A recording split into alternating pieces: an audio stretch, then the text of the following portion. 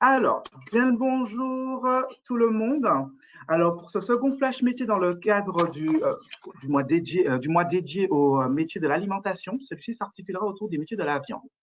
Pour ceux qui n'ont pas eu la possibilité d'assister au flash métier d'ouverture, je vous invite vraiment à vous rendre sur le site infocep.fr. Joël, à mes côtés, a fait le nécessaire pour la partie replay, donc pour que ce soit visible, bien évidemment, hein, sur la plateforme dans le cadre de votre professionnalisation et sensibilisation aussi aux métiers prioritaires de la région. Donc aujourd'hui, nous accueillons pour le coup Madame Maryvonne Luçon, secrétaire générale de la Fédération des artisans charcutiers traiteurs de Loire-Atlantique.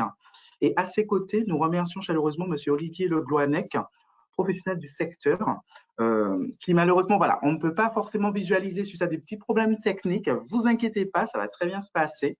Donc pour le coup, voilà, je vous laisse la main, puis voilà, prenez la parole, Madame Luçon. Merci. Donc, bonjour à tous. Donc, on va vous présenter les métiers de la viande. On va commencer par vous donner quelques chiffres clés sur la profession, les activités principales des métiers de boucher, charcutier, traiteur, les qualités et les compétences qu'on attend des salariés pour nos entreprises, les différents parcours d'accès au métier, ensuite quelques messages clés qu'on va vous remettre à la fin. Et la rémunération, un sujet aussi important pour le recrutement. Et bien sûr, on attend vos questions en fin de webinaire. Alors, les métiers de la viande. En chiffres clés, en région Pays de la Loire, ça représente 1026 boucheries, charcuteries, traiteurs en Pays de Loire. Alors, bien sûr, on a des établissements qui font boucherie, charcuterie, traiteur. On a des établissements que c'est uniquement charcuterie ou charcuterie et traiteur. Ensuite, au niveau des salariés, ça représente 2621 salariés en Pays de Loire. Il y a une moyenne de 3,3 salariés par entreprise, mais bien sûr, on a des entreprises qui peuvent avoir 2 salariés, comme certaines qui ont plus de 10 salariés. Suivant les secteurs, en campagne, peut-être qu'on a des entreprises qui sont un peu plus petites, et en ville, ça peut être plus important, suivant s'il y a beaucoup de traiteurs ou pas dans l'entreprise. En ce moment, il y a beaucoup d'offres d'emploi, que ce soit en charcutier, en boucher, en traiteur, tous ces métiers recrutent, sont en forte tension. On a 26% des femmes qui sont dans l'artisanat dans nos métiers. Il y a une forte évolution depuis quelques années et on espère bien sûr en récupérer encore dans l'avenir. Alors, les activités principales, donc comme je vous le disais tout à l'heure, donc ça correspond à la boucherie, la charcuterie et le traiteur. Olivier, je ne sais pas si tu m'entends pour parler un petit peu de la boucherie. Est-ce que tu m'entends là? Oui, oui. D'accord. Est-ce que je parle un petit peu du parcours ou pas du tout? Non, tu parles du travail de la boucherie, s'il te plaît. Alors, d'accord. Alors, le travail de la boucherie, alors ce qu'il faut savoir, c'est que souvent, à aujourd'hui, si on veut avoir une boucherie qui fonctionne, souvent, il est en parallèle associé à la charcuterie. Parce que le métier purement de boucher, en fait, ne peut pas faire vivre une activité seule dans je dirais un commerce. Donc, le métier a beaucoup évolué. À aujourd'hui, on désosse un petit peu moins parce qu'on a moins de personnel déjà et on a des abattoirs qui le font. Donc, notre métier évolue beaucoup. Nous travaillons pour se différencier, je dirais, de l'activité grande surface, essentiellement, normalement, essentiellement des races à viande, c'est-à-dire des vaches et des veaux qui sont élevés pour la viande. Ce ne sont pas des laitières qui sont venues des vaches de réforme, etc. Donc, on travaille vraiment des viandes de qualité, principalement régionales en général, pour éviter aux animaux de trop voyager, et plutôt label ou bio, ce qui nous permet de nous différencier toujours de la grande surface et amener un service et des viandes de qualité. En ce qui concerne le métier, effectivement, on est en pénurie de main-d'œuvre parce que je pense qu'on a trop négligé auparavant tous ces métiers artisanaux. Et aujourd'hui, on a besoin de gens courageux, parce qu'il faut être courageux, des gens qui permettent du moins qui vont travailler la viande, c'est-à-dire la découper, la mettre en rayon, la rendre jolie et également vendre, parce qu'il faut savoir vendre. Donc le métier de boucher, c'est pas seulement couper de la viande, c'est aussi conseiller la clientèle, c'est lui proposer des produits nouveaux, c'est aussi préparer des rôtis, des viandes, voilà, différentes viandes. Voilà ce que je peux vous dire. Si vous avez des questions, vous pouvez ne pas hésiter à me les poser. Donc, je vais couper mon micro parce qu'on ne peut pas faire deux fois les. Là, je ne peux pas faire écouter et parler en même temps avec mon téléphone. Donc, je me permets de couper en tout cas. Je vais poursuivre avec la charcuterie. Les questions, ce sera tout à l'heure. Donc la charcuterie, le travail principal du charcutier, c'est de préparer les viandes. Alors il va travailler tout type de viande, il va travailler le porc, la volaille, il va travailler le bœuf, l'agneau également, le poisson, tout en respectant les règles d'hygiène et de sécurité, bien sûr, parce que dans ces métiers-là, il faut toujours respecter l'hygiène dans le laboratoire. Ensuite, il va fabriquer des produits qui sont des produits cuits, comme le pâté, le jambon, les saucissons, et travailler les produits crus que le consommateur après va cuisiner à la maison. Il va aussi préparer des produits traiteurs, tout ce que vous retrouvez quand il y a de l'événementiel. Donc, ça va être un travail un petit peu qui se rapproche du travail du cuisinier. Il va mettre aussi des nouveaux produits au point. Il aime bien un petit peu innover sur les produits, par exemple, faire des préparations bouchères, faire des préparations qui vont donner envie aux clients de pas toujours consommer la viande de la même manière. Il va aussi conditionner les produits pour qu'ils se conservent. On va faire aussi des conserves. Maintenant, il y a beaucoup d'entreprises qui commencent à fabriquer des bocaux. Comme ça, le consommateur n'a plus qu'à réchauffer en rentrant à la maison. Ensuite, il va conseiller la clientèle sur tous ses besoins, savoir comment on cuisine, savoir comment on prépare, les quantités qu'il faut pour chaque personne. Et puis, il y a aussi, nos artisans aussi sont souvent très présents aussi sur les marchés. C'est aussi, alors c'est des horaires un peu décalés par rapport à du travail en boutique, mais on les retrouve aussi sur les marchés. Après, le travail du traiteur, donc c'est il y a le traiteur en boutique où vous avez tous les plats préparés que vous pouvez voir quand vous allez chez votre artisan. Ça peut être autant des lasagnes que ça peut être un sauté de porc, enfin tous les produits traiteurs. C'est un métier qui ressemble plus au cuisinier, le métier de traiteur, parce qu'il va travailler les produits d'une autre manière. Il va travailler aussi beaucoup sur l'événementiel, les mariages, les baptêmes, les fêtes des entreprises, les AG pour les banques, par exemple. Et puis, c'est aussi un métier qui se rapproche un peu de la pâtisserie parce que certains des artisans aussi fabriquent directement leur fond de tarte, autant pour du sucré que pour du salé. Donc, c'est des métiers qui sont très, très, très ouverts sur beaucoup de choses. Et puis, on a aussi le métier de la vente. Ah, j'ai plus ma page.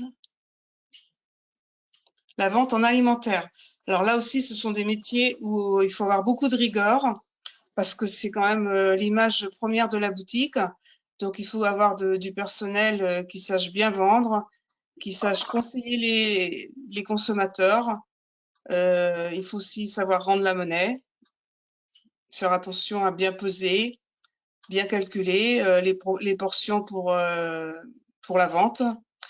Savoir aussi mettre en valeur les produits, conseiller le client et puis bien sûr aussi faire en sorte que le client vienne à acheter un produit auquel il n'aurait pas pensé.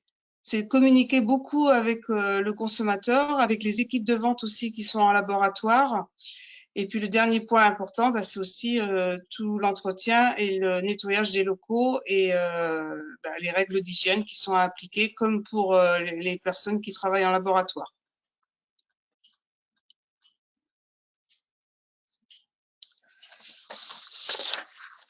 Alors, quelles sont les qualités et les compétences pour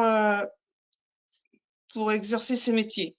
Alors donc, déjà un travail en équipe, parce que ce soit le charcutier, l'aide en laboratoire ou la vendeuse, c'est un travail en équipe. Il faut connaître un petit peu les besoins des consommateurs, la relation clientèle. Ensuite, comme je vous l'ai déjà dit, le respect des règles d'hygiène et de sécurité. Avoir une bonne condition physique, c'est-à-dire que dans la journée, ce sont des journées que vous démarrez assez tôt le matin, vers 5h30, 6h du matin, en station debout. Vous avez une partie de l'activité en laboratoire qui se déroule soit au chaud, quand vous êtes en train de faire les cuissons, ou au froid, quand c'est la découpe de la viande.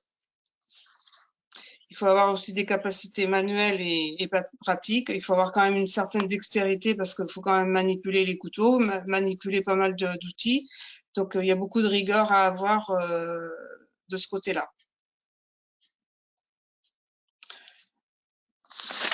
Alors, le parcours pour l'accès au métier. Alors, c'est des parcours traditionnels. Le plus souvent, c'est de l'apprentissage. Donc, à partir de après une classe de 3e, les jeunes peuvent préparer les différents CAP, que ce soit boucher, charcutier traiteur, sur 2 années. Ensuite, vous avez les mentions complémentaires qui se font sur 1 année et les BP ensuite sur 2 ans. Et ensuite, on a toutes les formations aussi pour la vente avec différents types de diplômes. Et dernier point, c'est les parcours adultes pour les reconversions. Alors, c'est pareil, donc c'est souvent sur 1 an. Donc, il y a une partie qui se fait en entreprise et une partie en centre de formation. On prépare un CAP ou un CQP et on demande beaucoup de stages en immersion pour déterminer si c'est vraiment le métier que l'on fait. Et je pense que là, Olivier va pouvoir nous préciser un petit peu justement à partir de son parcours, le parcours adulte que lui, il a fait. Olivier? Oui, vous m'entendez? Oui. Oui, alors, moi j'ai un parcours un peu atypique, mais de moins en moins, parce qu'il y a beaucoup d'adultes qui aujourd'hui changent de métier. Moi, je viens plutôt d'un parcours d'industriel où j'ai eu des fonctions dans un grand groupe, de fonctions commerciales de direction et même de ressources humaines. Et à un moment donné, je me suis dit, voilà, j'ai envie d'avoir mon propre établissement et j'avais la passion pour la viande. Et je me suis dit, voilà, il va falloir que je me lance. Donc, la meilleure manière de se lancer, c'est de se former déjà dans un premier temps. Donc, j'ai, sur 1 année, effectué une formation de boucher. Donc, voilà, je suis reparti à 0 dans ce domaine-là, même si je connaissais très bien l'alimentaire. Je connaissais pas le métier. Donc, j'ai fait pendant 1 année une formation accélérée chez un boucher traditionnel. Moi, c'était mon choix. Je voulais pas de grande surface, je voulais pas travailler en rayon.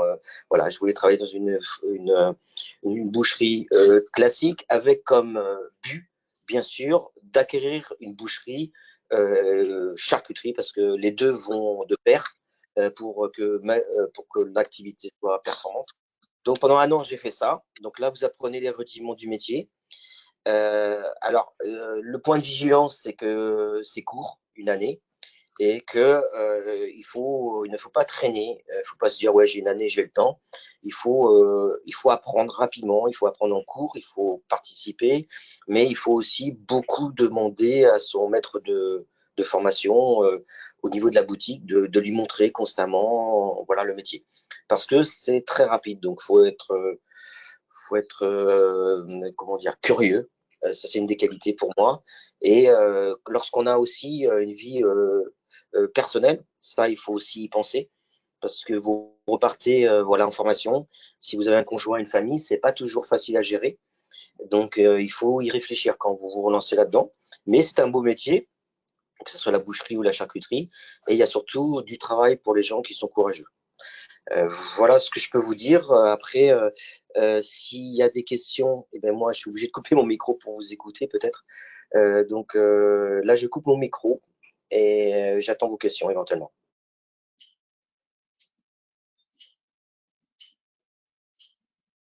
Alors, je ne sais pas s'il y a des questions, parce que moi, je ne les vois pas, les questions. Alors, il faut surtout que s'il y a des questions, on ouvre. Donc, je vais ouvrir vos micros, donc les micros des participants, si vous souhaitez pouvoir poser vos questions. N'hésitez pas à le faire, vos micros sont ouverts. Vous pouvez également noter vos questions, si vous préférez, dans la partie questions de votre panneau de configuration.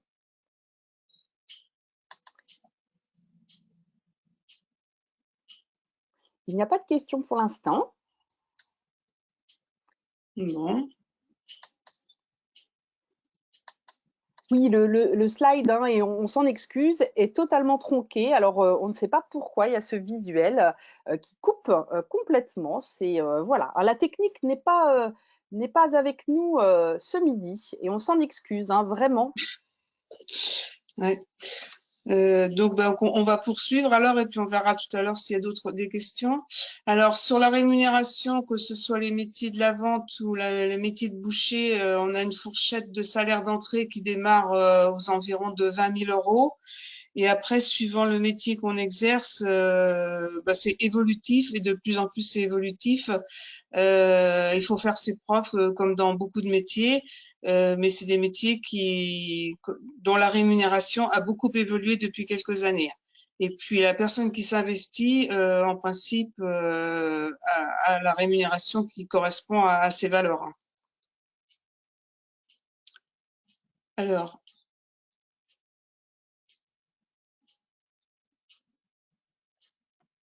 qu'est-ce qui se... Alors, quelques messages clés pour faire venir les gens vers nos métiers. Alors, c'est des métiers de passion. Les gens qui se dirigent dans ces métiers-là, que ce soit les métiers, le boucher, le charcutier ou le traiteur, faut aimer toucher la viande, toucher les produits, faire plaisir aussi autour de soi. Il faut que le client soit satisfait. Donc, c'est pour ça qu'il faut beaucoup innover pour que la clientèle soit satisfaite et revienne surtout et attire de nouveaux clients. Ce sont des métiers de proximité. On l'a bien vu là depuis 2 ans. Ce sont des métiers qui ont énormément évolué, qui ont énormément ramené de la clientèle dans leur boutique. C'est des métiers qui ont du sens parce que bien l'instant qu'on parle d'alimentation, c'est quand même quelque chose que tous les jours le consommateur s'alimente. Donc, il faut quand même toujours avoir des bons produits de qualité à proposer à sa clientèle. Concernant l'évolution professionnelle, écoutez, suivant le choix de la personne, il y a beaucoup de possibilités, surtout quand on va dans des entreprises qui sont beaucoup plus importantes. On peut devenir responsable de labo ou chef de fabrication. Et puis, bien sûr, aussi, chef d'entreprise, au bout de quelques années, on peut devenir chef d'entreprise et gérer son équipe de travail comme tout chef d'entreprise pour d'autres domaines. Olivier? On a perdu Olivier. Oui, j'entends, oui. Est-ce que tu as des choses à rajouter? Moi, après, le problème, c'est que je ne connais pas le profil des gens qui nous écoutent. Je ne sais pas si c'est des gens qui ont des projets d'être chef d'entreprise ou salarié. Donc, je vais essayer de parler dans les deux cas. Effectivement, comme tu l'as dit, c'est des métiers, surtout encore plus la charcuterie, qui sont très variés. On peut effectivement faire de la salade. Comme chez nous, on fait quasiment tout maison. C'est-à-dire qu'on fait de la salade au pâté, à la saucisse, à la cuisine. C'est-à-dire qu'effectivement, on est presque cuisinier parce qu'on fait des plats traiteurs sophistiqués. On fait aussi des cocktails, des choses comme ça. Donc, c'est un métier où on ne s'ennuie pas. C'est un métier quand même où on demande quand même de la rigueur, du travail d'équipe, effectivement. Parce que moi, j'ai à peu près 7-8 personnes. Il faut que les gens s'entendent. Chacun a ses responsabilités. Donc, quelqu'un qui veut travailler dans nos métiers peut trouver sa place. Et il ne va pas s'ennuyer parce que c'est assez varié. Ça, c'est au niveau des salariés. Et je ne vais pas dire que c'est facile quand même, mais c'est un métier où moi, les gars travaillent de bonne heure. Effectivement, ils commencent à 6 heures, mais à 14h30, ils ont fini. Donc, ils ont toutes leurs après-midi. Nous, on ne travaille pas le dimanche ni le lundi et ils finissent samedi après-midi. Donc, quelqu'un qui est passionné, qui travaille bien, peut aussi concilier son métier avec sa vie personnelle. Donc, ça, c'est sur le plan des salariés. Sur le plan, par contre, si vous voulez être patron, là, c'est plus compliqué. Là, il ne faut pas compter 16 heures. Les 35 heures sont bien loin. On est plus proche de 70. Voilà, c'est assez dur avec des pénuries de personnel. Mais si vous voulez être salarié dans ce métier-là, vous voulez faire une reconversion, il y a vraiment de quoi s'amuser. Et il y a aussi beaucoup de boulot. Donc là, je vais couper mon micro pour que vous puissiez intervenir et continuer. Alors, il est noté dans le chat, enfin dans les questions, de remontrer la page des rémunérations parce que les participants n'ont pas pu bien la voir. Bon, sachant qu'on vous fera parvenir et on vous mettra à disposition le support de présentation qui effectivement est tronqué. Si vous pouvez passer en arrière, voilà, la page de la rémunération. Il va être 12h30. Alors, je sais qu'on n'a pas commencé trop en avance. Ce serait bien qu'on puisse conclure parce qu'on sait que voilà, il y a des échéances pour les participants. S'il y a des questions, n'hésitez pas aussi sur le contenu de ce qui vous a été présenté à nous en faire part. Je n'arrive pas à revenir dessus.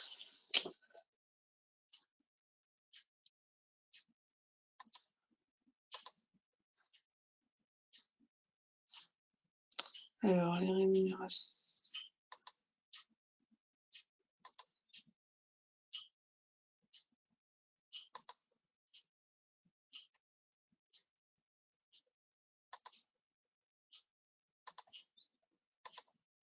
Voilà, c'était le point 5. C'était le point 5.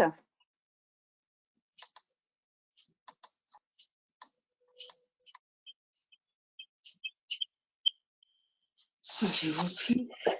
Alors, je vais vous soutenir, Madame Luçon. Je l'ai Parce que trouvé. je n'arrive pas à le retrouver, là. Je ne sais pas pourquoi. Ne vous inquiétez pas. La rémunération est juste ici. C'est Olivier Blanec, là. De souvenir, je crois que j'avais vu un 20 000 € de souvenir. Alors, je ne sais pas si c'est du brut ou du net, parce que les gens, il faut qu'ils sachent ce que c'est la différence. C'est effectivement le net, c'est ce que vous avez dans votre poche, et le brut, c'est avant tout ce qui est taxes et pas taxes, tout ce qui est prélèvement. Mais moi, pour exemple, voilà, moi, un charcutier chez moi, il gagne à peu près entre 1 800 et 2 000 € net. Et mon chef, il est plus proche des 2002-2003. Ça, c'est aujourd'hui les rémunérations. Alors, il ne faut pas non plus être trop gourmand. C'est-à-dire que quand on débute et on vient d'être diplômé, on ne peut pas trop demander ça. Mais rapidement, vous pouvez arriver sur des rémunérations nettes proches de 1 800 et 2 000 € dans nos métiers. Voilà. On me pose également… Oui, vas-y, Johan. Pardon, vas-y. Oui. C'est très bien d'avoir clarifié, en effet, Olivier, sur la question, en effet, de la rémunération, parce que c'est vrai que c'est propre à chaque structure. Mais deuxièmement, pour pallier, en effet, pour rebondir sur la présentation de Madame Luçon, pour pallier, en effet, à cette difficulté de recrutement, est-ce que, voilà, les structures aujourd'hui sont favorables éventuellement à la mise en place de périodes de mise en situation en milieu professionnel, donc des immersions. Donc, c'est vrai que dans notre pratique de CEP, mes collaborateurs qui sont présents aujourd'hui et d'autres conseillers, dont U2P, pourront aussi s'interroger sur le sujet. Mais quand on est dans un accompagnement de reconversion professionnelle, donc en règle générale un salarié ou un autre profil, la question qui va se poser, c'est de sécuriser le projet au-delà de la feuille enquête métier, de ce qu'on peut voir au travers des écrits. Est-ce que voilà, vous avez aujourd'hui, au travers de la fédération, des structures qui ne sont pas contre le fait d'accueillir ces personnes qui se questionnent sur le métier pour une immersion, même si c'est 1 jour, 2 jours, voire 1 semaine, pour être confrontés à la réalité et conforter leur projet? Oui, bien sûr. Déjà, les entreprises acceptent de recevoir les demandeurs d'emploi ou toute personne qui projette de faire une reconversion.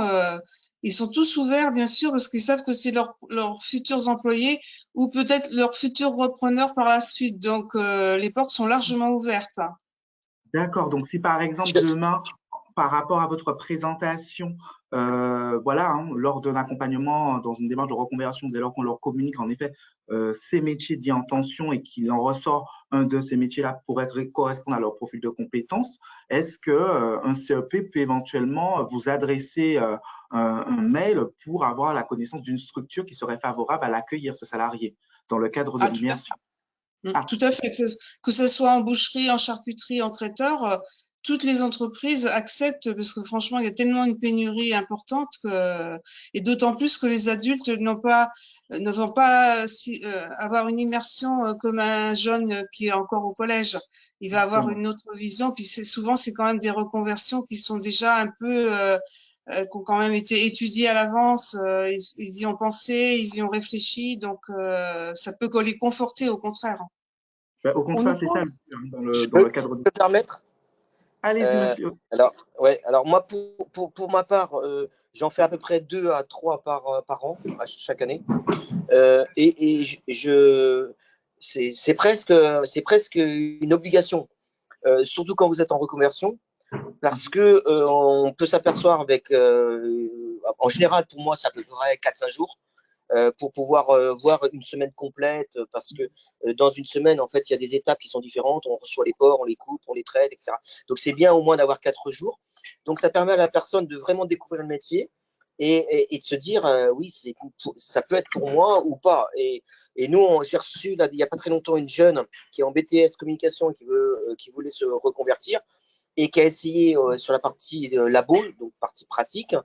Et finalement, elle est pour l'instant avec nous en CDI sur de la vente, parce qu'elle s'est dit peut-être que la vente dans ce métier-là me convient mieux que de travailler au labo. Donc, une phase d'immersion, elle est surtout pour moi obligatoire dans le cadre d'une reconversion, pour comprendre les métiers. Moi, j'en ai fait, dans mon cas, j'en ai fait 2 ou 3 dans des établissements différents. Un, parce que c'était des activités différentes, et aussi pour me donner voilà, une vision plus large du métier et pas seulement chez une personne. Donc moi, je conseille même les gens, du moins les candidats à la reconversion, à essayer plusieurs établissements s'ils peuvent. Très bien. J'ai cru comprendre qu'il y a une question. Oui. Y a-t-il des départements plus en tension que d'autres en Pays de la Loire? Normalement, c'est dans tous les départements la même chose, hein. Que ce soit en boucher, en charcutier, en vente, traiteur, tout le monde cherche des salariés, d'autant que l'apprentissage n'a pas rempli depuis des années, donc s'il y a des reconversions, elles sont les bienvenues. Merci. Nous avons une main levée, Madame Fessard. Je vais vous ouvrir. Allez-y.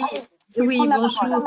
Bonjour à tous. Mais en complément de ce que vient d'évoquer Madame Luçon en réponse à Monsieur Auster, à la fin du PowerPoint qui est présenté, il y a les coordonnées des fédérations professionnelles, tant de la charcuterie traiteur que de la boucherie. Et donc, pour les conseillers CEP, c'est aussi une excellente porte d'entrée si vous recevez des personnes intéressées par ces métiers et en demande d'immersion. Pourquoi? Parce que les fédérations professionnelles ont une connaissance assez fine des entreprises, de la typologie des entreprises, et peuvent à ce moment-là peut-être faire un peu du cousu humain pour pouvoir répondre, trouver la bonne entreprise pour la personne et répondre vraiment à ses attentes. Par ailleurs, je compléterai peut-être Marie-Vonne parce qu'il ne me semble pas l'avoir entendu. On est aussi sur des métiers dont l'organisation du travail évolue. Alors, certaines charcuteries, par exemple, commencent à fermer le dimanche. Donc, j'insiste sur ce volet. Alors, si vous ne voulez pas travailler du tout le week-end, il ne faut pas choisir ce métier-là. Bien évidemment, parce qu'aujourd'hui encore, traditionnellement, les boutiques sont ouvertes au moins le samedi, voire le dimanche. Mais face au souhait de concilier la vie privée et la vie professionnelle, à la fois pour les salariés et aussi pour le chef d'entreprise, face aux difficultés de recrutement que rencontrent un certain nombre de nos professionnels, on note de ci, de là des boutiques qui commencent à fermer le dimanche alors qu'elles étaient ouvertes auparavant. Ça reste encore exceptionnel, mais on voit qu'il y a là une tendance qui commence à s'installer. Et donc, en effet, il y a des possibilités parfois d'être dans des établissements qui sont fermés le dimanche. Malgré tout, d'une façon générale, on travaille encore le samedi à coup sûr et très souvent le dimanche matin. Voilà. Merci pour votre intervention, Madame Fessard. C'est beaucoup plus clair. Merci beaucoup. Est-ce qu'il y a d'autres questions? Là, je vois qu'on est arrivé à la fin, malgré qu'on a eu des petites problématiques techniques. Est-ce que pour vous, dans l'ensemble, ça vous semble un peu plus clair sur ces différents univers? Donc, pour le coup, je remercie vivement cette intervention qui fut en tout cas pour le coup très enrichissante. Merci à Madame Luçon et à Monsieur Gloanec pour leur intervention. Et je tenais également à remercier les collaborateurs de l'UDP présents à nos côtés aujourd'hui. Et puis enfin, je vous donne rendez-vous pour à la semaine prochaine, donc le 31 mars à midi, pour le dernier flash métier qui viendra clôturer en effet le mois des métiers de l'alimentation. Donc, sachez que la séquence a été enregistrée et sera également visible sur Info CEP par les conseillers, mais également le grand public. Donc, bien évidemment, il n'y a aucun souci pour la communication en effet du support qui a été diffusé, car j'ai pu comprendre en effet qu'il a été quelquefois tronqué. Donc, en tout cas, merci à vous et je vous souhaite bien évidemment une très belle après-midi.